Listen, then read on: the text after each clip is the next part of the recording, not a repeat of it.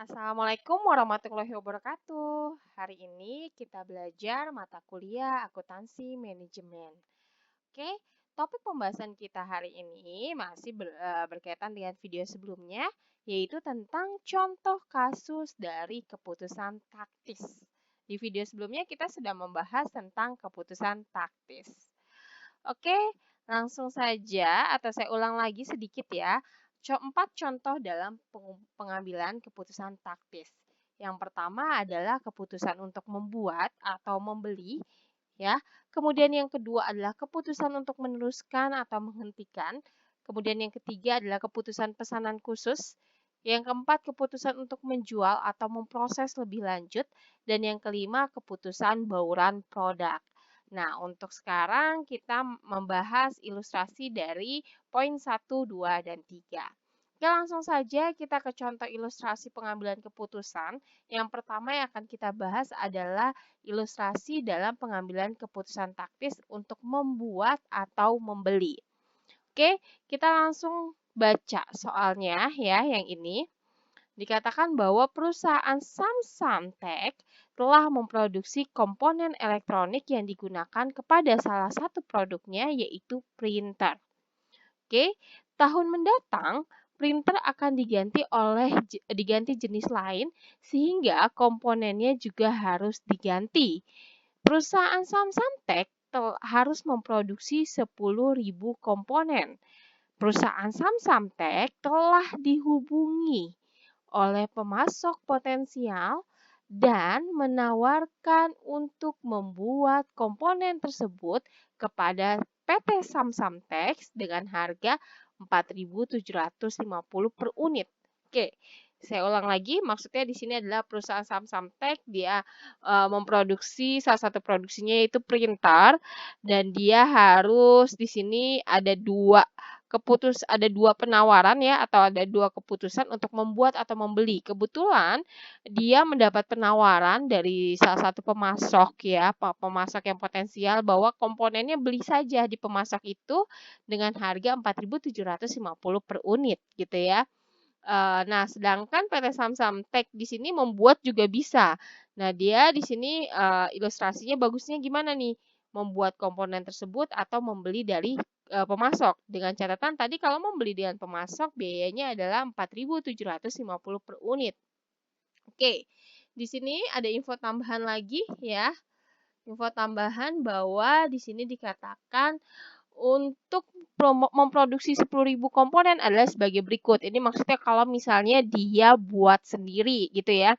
Nah, kalau misalnya dia buat sendiri, ternyata di sini bahwa sewa peralatannya yaitu senilai 12 juta, ya per unitnya 1.200, kemudian penyusutan mesin yaitu senilai 2 juta dengan biaya per unitnya 200, bahan baku langsung yaitu 10.000, berarti biaya per unitnya 1.000 ya, karena 10 juta. Nah, di sini biaya unitnya 1.000 dapat dari mana? Karena di sini biaya untuk memproduksi 1.000 komponen. Berarti 10 juta dibagi 10.000 yaitu senilai 1.000. Kemudian tenaga kerja langsungnya 20 juta berarti biaya per unitnya 2 juta. Didapat dari 20 juta dibagi 10.000. Ya, overhead variabelnya 8 juta, biaya per unitnya berarti 800, overhead tetap umumnya 30 juta, biaya per unitnya berarti 3.000. Ya, di sini berarti total biayanya kalau misalnya membuat sendiri yaitu senilai 82 juta. Nah, per unitnya 8.200. Oke? Nah, perusahaan Samsung telah membeli 5.000 unit komponen. Artinya dia sudah mempunyai stok yaitu sebesar 5.000 unit komponen. Nah, ada tambahan lagi info, jika melakukan keputusan pembelian diperlukan tenaga kerja paruh waktu senilai 8.500.000. Oke, jadi katanya kalau misalnya dia mengambil keputusan untuk membeli saja dari pemasok, berarti ada biaya tambahan yaitu biaya untuk tenaga kerja paruh waktu senilai 8.500.000. Nah, bagaimana menyelesaikan kasus Samsung ini? Akan digunakan dengan menggunakan langkah-langkah model pengambilan keputusan taktis. Oke, Langkah pertama adalah kita definisikan dulu masalahnya apa. Di sini masalahnya adalah Samsung akan mengganti komponen karena produk printernya akan diganti jenis yang baru dan menerima penawaran dari pemasok untuk membuat komponen tersebut. Nah, yang langkah kedua, kemudian kita identifikasi setiap alternatif. Oke, di sini ada dua alternatif, yaitu harus membuat komponen sendiri atau yang kedua kita membeli saja komponen dari pemasok. Nah, setelah kita masuk ke langkah 1 dan langkah kedua, kemudian kita masuk ke langkah ketiga dan keempat. Langkah ketiga dan keempat adalah mengidentifikasi biaya dan manfaat. Kemudian langkah keempat kita hitung total dan manfaat yang relevan. Oke, langkah 3 dan 4 akan disajikan dalam tabel berikut ya. Di sini kita lihat, di sini yang kolom ini adalah kolom membuat komponen sendiri, sedangkan kolom sebelah ini adalah membeli dari pemasok. Nah, ini adalah perbedaannya kalau kita membuat, oke. Kita lihat kalau misalnya di sini kita membuat komponen berarti ada sewa peralatan. Kita masukkan sewa peralatan 12 juta. Kalau untuk membeli kan nggak ada, berarti kosong saja. Kemudian biaya bahan baku langsung kalau kita membuat yaitu 5 juta. Kalau membeli kita nggak perlu biaya bahan baku langsung. Kemudian tenaga kerja langsung kalau kita membuat senilai 20 juta. Kalau membeli kita berarti tidak perlu. Ya, kemudian overhead variabelnya tadi 8 juta. Ini data-data ini dapat kita ketahui dari dari tabel sebelumnya yang ini ya. Sorry. Jadi data-data yang tadi ini ada di sini. Ya, kita ambil dari sini ya. Nah, di sini tadi cuman yang nggak masuk adalah penyusutan dan overhead tetap umum. Nah, nomor 2 dan nomor 6 ini tidak masuk ya. Karena kenapa? Karena dia bukan masuk ke dalam kategori biaya relevan. Nah, apa itu biaya relevan? Itu sudah dibahas di video sebelumnya. Silakan kalau masih yang lupa, cek lagi di video sebelumnya apa itu biaya relevan. Oke, lanjut lagi ke tabel yang ini ya. Dilihat ya bahwa tidak ada penyusutan dan tidak ada biaya overhead tetap umum karena biaya penyusutan dan overhead tetap umum itu tidak masuk ke dalam kategori biaya relevan. Jadi yang dimasukkan ke dalam langkah ketiga dan keempat ini adalah menghitung total dan manfaat yang relevan. Berarti masukkan biaya relevan. Oke, untuk mengetahui biaya relevan itu apa, silakan cek di video sebelumnya.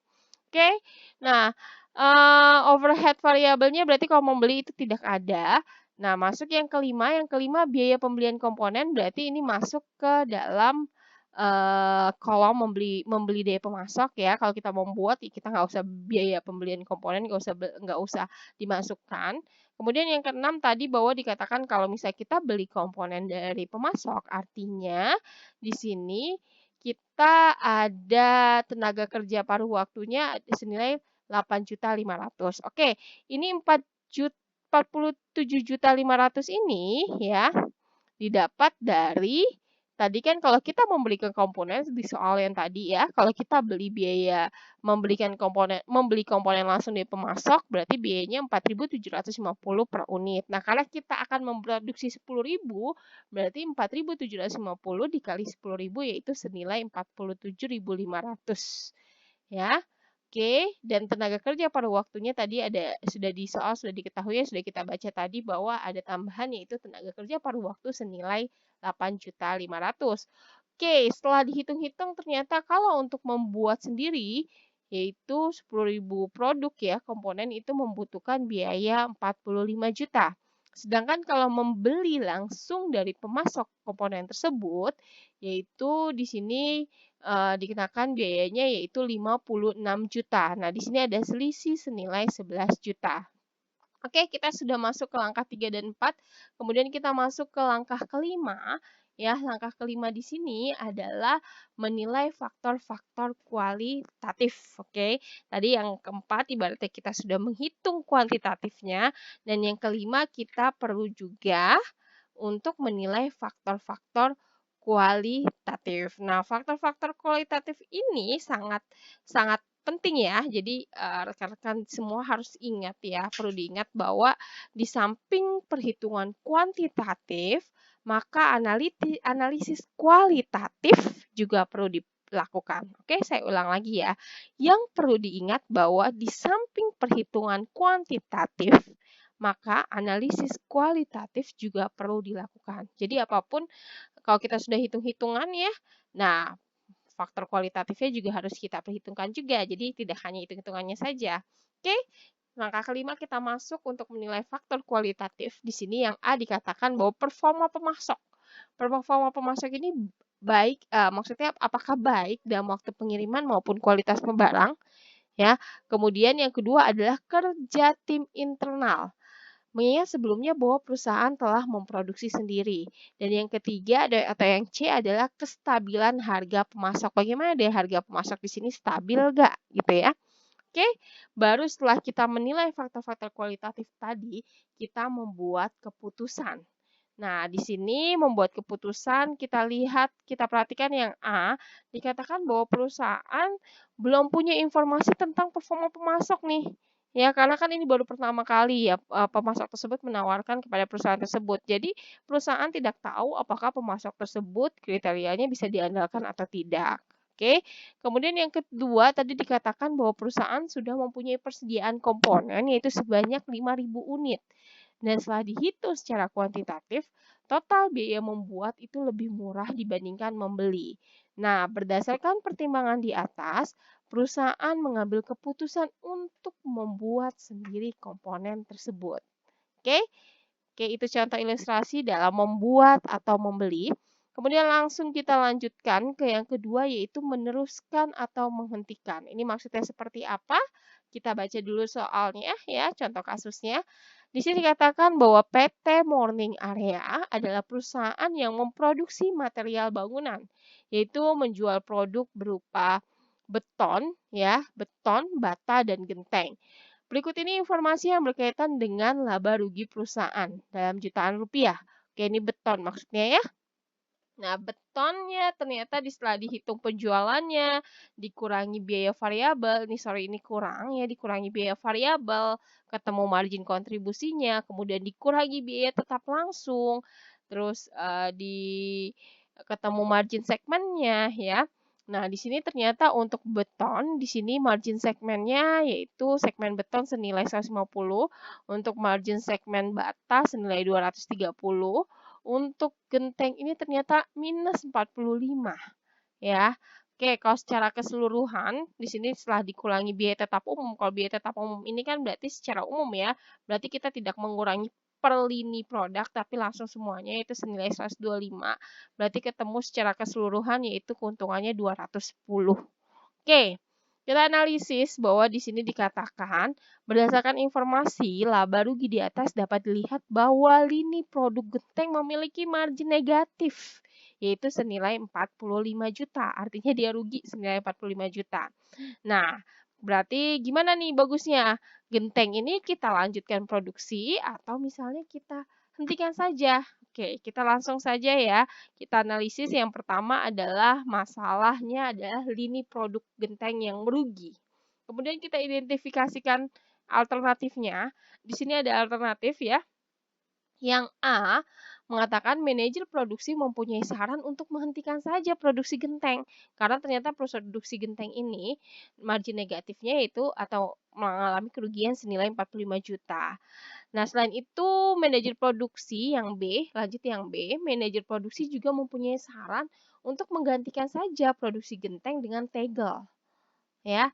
Tetapi ada saran yang berbeda, yang C, ya, saran yang berbeda dari bagian pemasaran mempunyai saran untuk tetap meneruskan produksi genteng. Karena apabila produksi genteng dihentikan, penjualan balok beton turun 10% dan bata juga turun senilai 8%. Oke, jadi kalau misalnya kalau kata bagian pemasaran ini, kalau misalnya kita menghentikan genteng, nah, ini akan berakibat juga dengan penjualan balok yang turun 10% dan penjualan bata yang turun 8%. Kenapa hal itu terjadi? Biasanya hal itu terjadi sebagai dampak komplementer karena banyak pelanggan yang membeli beton, bata, dan sekaligus juga membeli genteng ya. Jadi karena membeli sekaligus ya kalau misal dia nggak ada genteng biasanya dia cari yang lain. Jadi banyak pelanggan yang beli genteng, dia beli beton dan juga bata gitu maksudnya. Jadi kalau misal genteng dihentikan, yang terjadi adalah beton turun penjualannya 10% dan bata turun 8%. Nah, ini perlu kita garis bawahi ya. Oke. Nah, kita identifikasikan dulu biaya dan manfaatnya. Kemudian yang keempat, kita menghitung biaya dan manfaatnya. Oke. Langkah 3 dan 4 disajikan di dalam tabel berikut. Oke, kita hitung ya. Di sini penjualannya dapat 150. Ini data 150. Ini kita ambil dari data-data yang genteng ini. Oke, ya.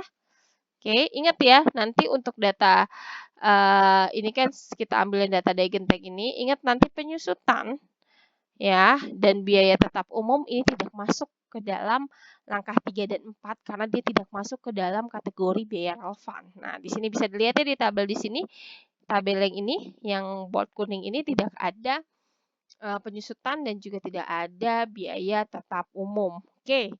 Di sini penjualannya, jadi data-data yang meneruskan ini merupakan data dari lini genteng yang tadi. Ya, kalau kita meneruskan berapa dan menghentikan berapa, kemudian perbedaannya berapa. Oke, di sini kita identifikasikan dulu biaya apabila produk genteng dihentikan. Oke, ternyata kalau kita meneruskan, di sini margin segmennya tadi 35, kita ambil dari yang genteng tadi. Tapi kalau kita menghentikan, itu kita tidak mempunyai margin segmen. Ya, artinya ini kita merugi 35. Kalau kita hentikan itu ya udah kita nggak rugi sama sekali juga nggak untung yaitu 0 ya. Oke, setelah itu kita identifikasikan apabila masuk ke tabel berikut ini ya yang warna blue ini ya. Kita identifikasikan apabila produk genteng dihentikan. Nah, kalau misalnya dihentikan, tadi dikatakan bahwa kata manajer pemasaran penjualan balok juga turun 10% dan bata juga turun 8%.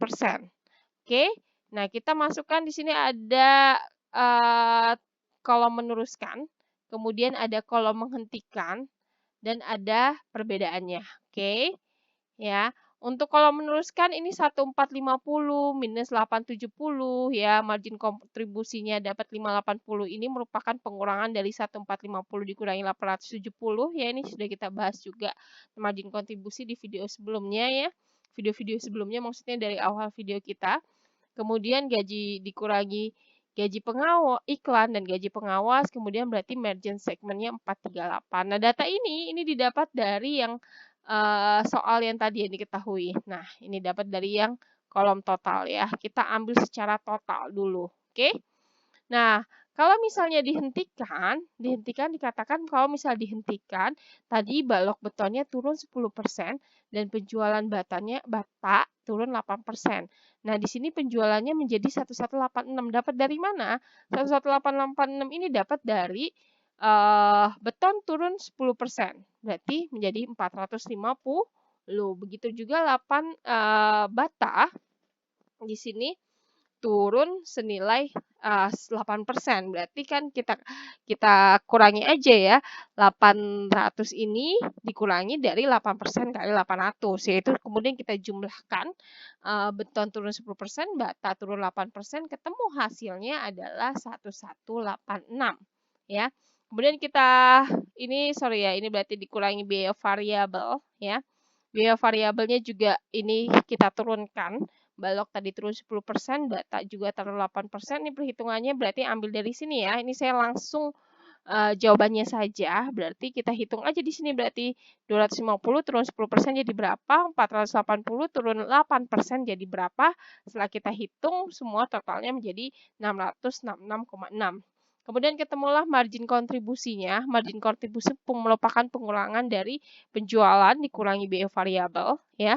Kemudian kita masukkan iklan dan biaya gaji pengawas. Nah, iklan dan gaji pengawas di sini juga tadi cara perhitungannya ya udah kita turunkan saja di sini 8%, batanya tadi beton 10% dan laba 8%. Begitu juga dengan gaji pengawas ya. Langsung kalian turunkan saja. Dari 57 turun 10%, bata turun 40%. Berarti ketemu langsung hasilnya. Saya langsung ke hasil saja ya. Yaitu 20 untuk iklan ya, gaji pengawas apabila beton turun 10% dan bata turun 8% yaitu senilai 77. Nah, setelah dihitung-hitung, kalau misal menghentikan ternyata margin segmennya yaitu 422,4 ya. Artinya kalau kita teruskan di sini lebih besar dibandingkan kalau kita hentikan. Nah, di sini poinnya ya, dapat dilihat bahwa dengan meneruskan memproduksi genteng masih memiliki margin segmen total yang lebih baik dibandingkan dengan menghentikan. Karena kalau meneruskan kita dapat marginnya senilai 438 juta. Tapi kalau kita menghentikan malah jadi turun 422,4 juta. Oke, berdasarkan data tabel ini ya. Kemudian tadi ada alternatif berikutnya, gimana kalau misalnya genteng kita ganti dengan tegel. Oke. Nah, di sini kita lihat dulu bahwa margin tegel setelah dianalisis bahwa penjualannya adalah 100 ya. Kemudian beban variabelnya minus 40, berarti margin kontribusinya 60. Biaya tetap langsungnya 55, berarti margin segmennya 5. Oke, ini langsung saja kita identifikasikan biaya produk genteng diganti tegel. Dengan kalau misalnya diganti tegel tetap ya penjualannya penjualan balok beton turun 10% dan penjualan bata turun 8%. Oke, di sini kita langsung menghitung langsung ke apa sampai margin kontribusi saja. Ya tadi kalau meneruskan kan 1450 dikurangi biaya variabel, dikurangi biaya variabel 870, berarti ketemu margin kontribusinya 580. Nah, kalau kita menghentikan, ini tadi kan 1286 ini dapat dari, nah ini tadi kan 1186 ya, 1186. Yang ini nih 1186 yang saya kasih bintang ini, ditambah oleh yang ini yang saya kasih bintang 100 kalau tegel. Ya, kita hentikan tapi diganti tegel berarti menjadi 1286. Begitu juga dengan biaya variabelnya, berarti tinggal ditambahin ini aja 40 ya. Berarti ketemu 706,6. Berarti kalau misalnya kita ganti dengan tegel, genteng diganti dengan tegel, berarti di sini margin kontribusinya adalah 579,4. Nah, dari hasil di atas sampai dengan di sini tulisan sampai dengan perhitungan margin kontribusi sudah terlihat bahwa meneruskan produksi dan penjualan lini genteng masih lebih baik dibandingkan menghentikan atau menggantikan dengan tegel. Di sini kalau kita menggantikan dengan tegel menjadi 579,4 angkanya. Sedangkan kalau kita meneruskan ini menjadi 580. Artinya lebih baik meneruskan ya. Karena meneruskan ini lebih besar margin kontribusinya senilai 580 dibandingkan dengan kita mengganti dengan tegel.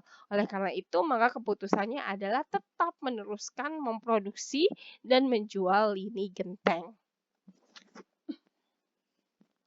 Oke, langsung saja kita masuk ke ilustrasi ketiga, yaitu pesanan khusus. Langsung saja kita baca di sini soalnya. PTS Magma adalah perusahaan es krim yang sedang beroperasi pada 80% dari kapasitas produktifnya. Oke. Jadi kapasitas produktifnya adalah 20 juta unit ya di sini ya yang ditutup kurung.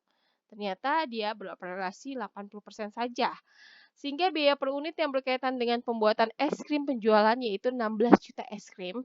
16 juta es krim ini dapat dari 80% dari 20 juta unit adalah sebagai berikut. Oke, ini adalah biaya-biaya variabelnya ya.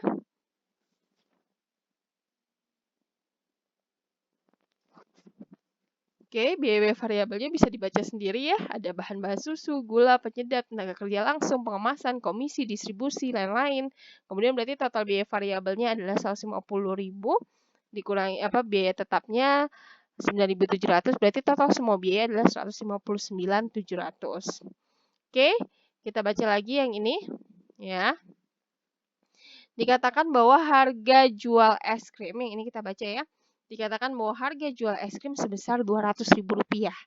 Distributor es krim dari wilayah lain yang biasanya tidak pernah dilayani oleh perusahaan PTS Magma ini ingin membeli 2 juta unit dengan harga 155 per unit.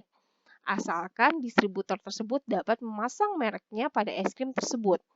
Distributor juga setuju untuk membayar biaya transportasi dan karena distributor langsung berhubungan dengan perusahaan maka tidak ada komisi penjualan. Oke, jadi gini. Tadi kan dia kapasitas produksinya 2 juta. Ya. Nah, ternyata di situ baru diproduksi 80%, yaitu senilai 16 juta. Berarti masih ada 4 juta lagi kapasitas yang menganggur. Nah, di sini PTS Magma itu menjual es krim senilai 200.000 ya. Tapi ternyata ada distributor lain yang minta gimana kalau misalnya sisanya itu apa misalnya dia beli 155 unit gitu ya. Sorry, dia beli dengan harga 155.000 per unit. Jadi tadi PTX Magma ya dia menjual es krimnya senilai 200.000 per unit. Nah, ternyata ditawar oleh distributor lain yaitu senilai 155 per unit. Gimana nih? Kira-kira pesanan khusus dari distributor lain ini diterima atau tidak gitu ya. Oke, kita analisis dulu ya di yang tinta merah ini. Silahkan dibaca. Pada PTS Magma di atas, permasalahan yang dihadapi perusahaan adalah adanya kapasitas produksi yang menganggur, yaitu sebesar 4 juta unit. Di sini ada kapasitas yang menganggur senilai 4 juta unit ya. Karena tadi dari 2 juta unit yang diproduksi cuma 80%, berarti 16 juta unit. Nah, masih ada yang menganggur senilai 4 juta unit. Dan terdapat distributor yang berkeinginan membeli es krim untuk memanfaatkan kapasitas yang menganggur tersebut dengan harga di bawah harga pasaran es krim PTS Magma. Maka PTX Magma ini menghadapi alternatif untuk menerima atau menolak pesanan khusus tersebut. Oke, langsung saja kita analisis kalau dia menerima pesanannya gimana, kalau dia menolak pesanannya gimana. Kalau menolak berarti nggak ada pemasukan ya. Tadi kan ditawar harganya 155. Kita masukkan di sini adalah bahan-bahannya. Tadi ada 70.000 ya biaya variabel. Kemudian gulanya, penyedap dikurangi biaya langsung, pengemasan 5.000. Nah, berarti ini laba per unitnya dapat 10.000. Dapat dari mana? 155.000 dikurangi 70.000, 10.000, 15.000, 25.000, 20.000 dan dikurangi 5.000 ya. Data ini dapat dari sini. Nah, oke. Cuman tadi komisi nggak kita masukkan ya. Nah, terus apa lagi yang nggak kita masukkan? Komisi lain sama biaya tetap ini. Tadi kenapa komisi nggak dimasukkan? Karena komisi ditanggung oleh si PT distributor yang ingin membeli, sedangkan biaya tetap ini tidak masuk ke dalam biaya relevan.